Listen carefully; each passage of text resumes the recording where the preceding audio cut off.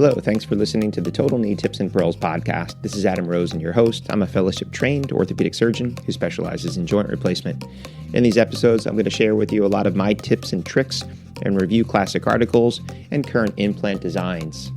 Thanks for tuning in, and on with the show.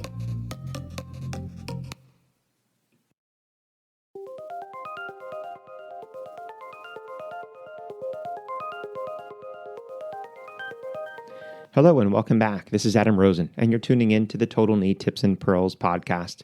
In today's episode, we're going to continue on with this classic article series and talking again about x-rays. And this article was titled Roentgenographic Analysis of Patellofemoral Congruence. This was published in October 1974 in the Journal of Bone and Joint Surgery. And this was written by authors Alan Merchant, Richard Mercer, Richard Jacobson, Charlie Cool, and this was done out of Mountain View, California. So, again, just of an interesting topic. It's something that we use on a regular basis, this merchant view, and this is where we can learn where it came from. There was also something interesting that I learned because they also introduced not only this merchant view, but they also introduced this new angle called the Congruence Angle, and I didn't know that was related also back to the same article and also to Dr. Merchant.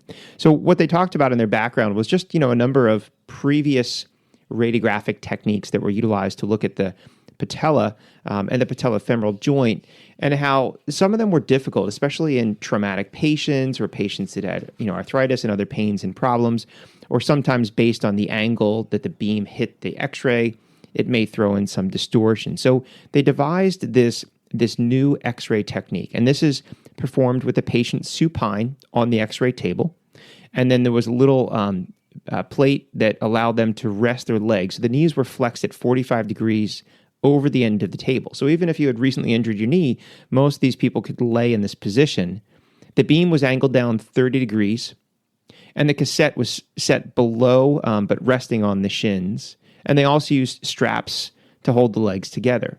And the goal here was that it was comfortable. And again, even for recently injured knees.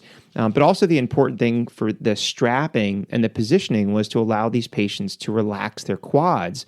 So you didn't have this false presentation that the knee was congruent. So if somebody was slightly subluxed, you wanted to see that in more of a relaxed position. Now, what they also measured and looked at was this sulcus angle on the x-ray by Brattstrom, and this angle is an angle determined between the two highest points on the medial and lateral aspects of the trochlea, and a third point at the lowest. So that angle is this sulcus angle. The normal average is 142 degrees, and they found that in their study, they fit within that range, so it wasn't being distorted. But they introduced this new x-ray angle called the congruence angle. So what they did to form this angle was they bisected the sulcus right in the middle. So that was basically their neutral.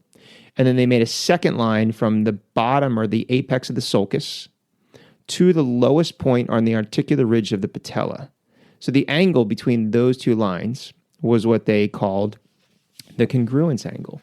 And, what they also noted is there was one patient in their study that had, a huge variation, but was asymptomatic, and they reiterated that the patellofemoral mechanics are very difficult. There's a lot of variation. There's a dynamic as well as a static component to it and an anatomic component. But this was just an interesting article that I wanted to share with you. Again, the X-ray analysis of patellofemoral congruence by Dr. Merchant. JBJS 1974. And again, I'll put all those little details again in the show notes. So in the meantime, keep reading, keep studying. Thanks for listening. If you haven't already subscribed, please subscribe.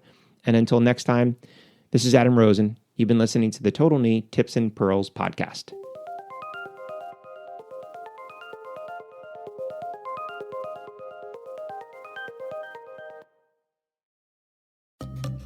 You've been listening to the Total Knee Tips and Pearls podcast. Make sure that you're subscribed so you'll be notified of future episodes. And please take the time to leave a review. It helps other people like you find the show. Until next time, stay safe.